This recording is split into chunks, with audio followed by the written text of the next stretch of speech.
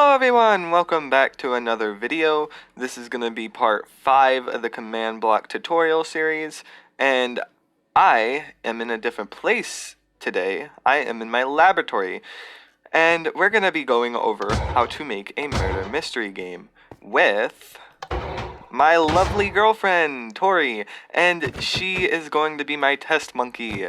So, we got George here. Oh, thank you, George. He gave me my testing room key, and we have text with a space. Who's a good little key? Okay, so let's head over to testing room E.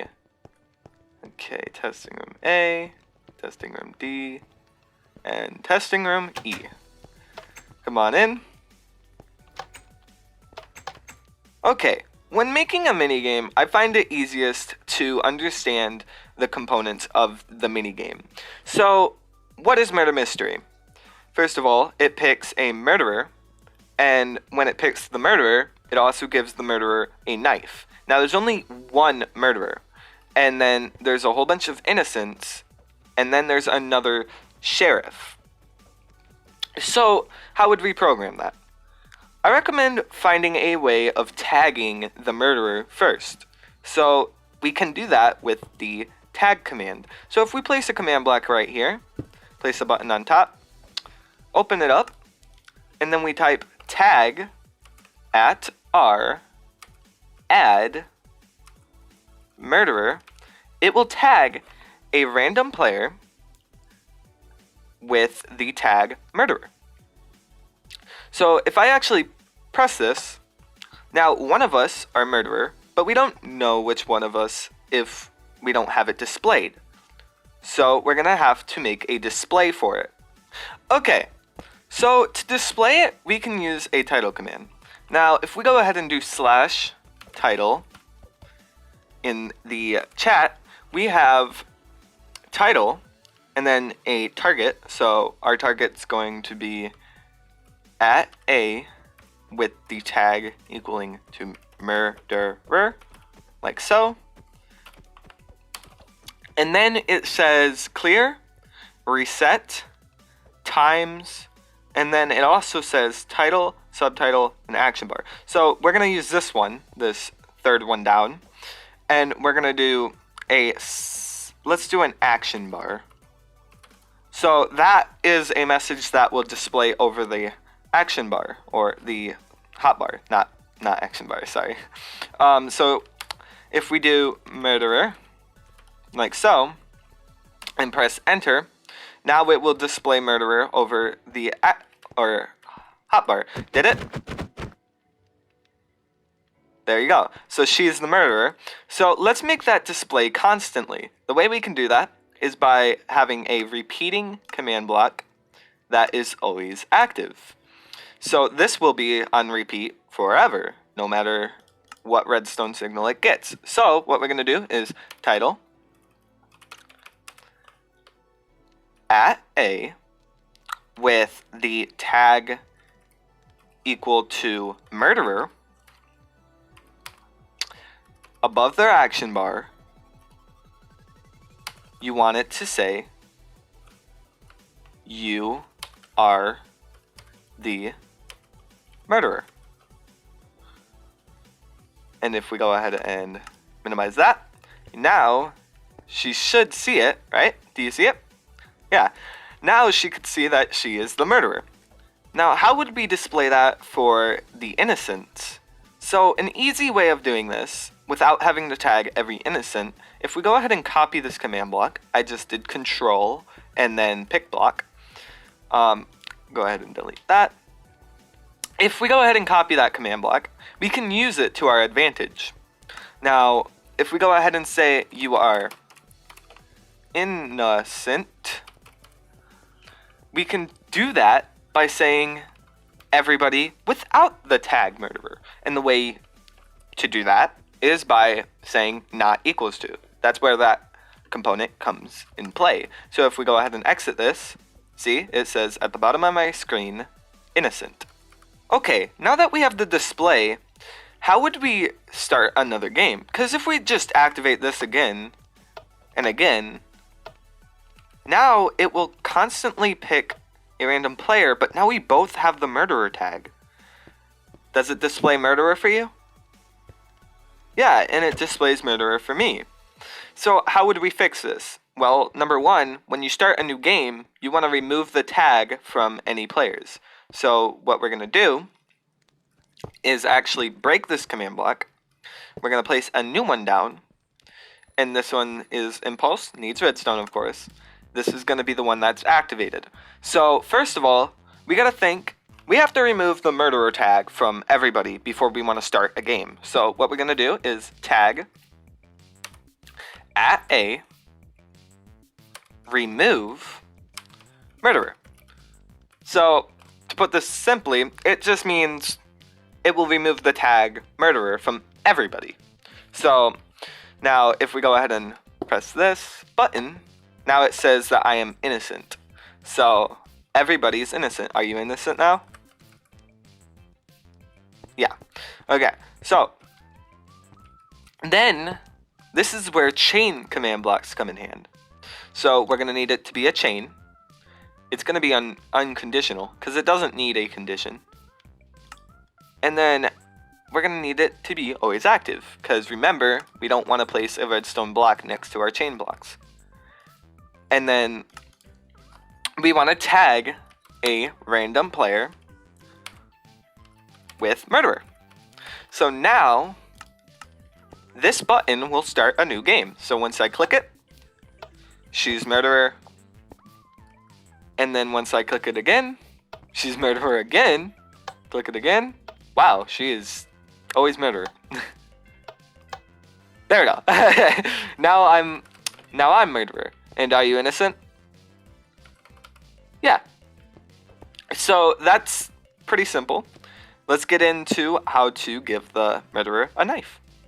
Now that we have the display and the starting sequence, we need to give the murderer her knife.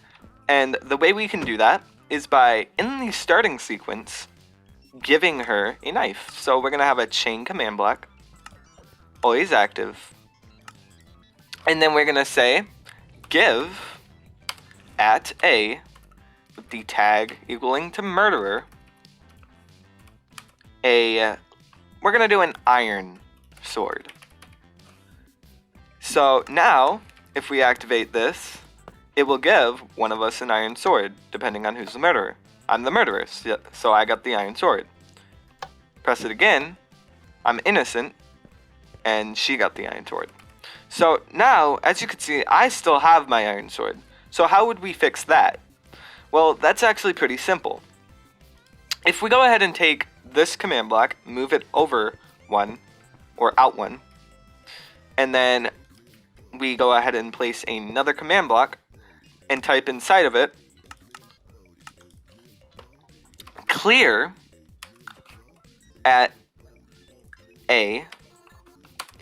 iron _ sword.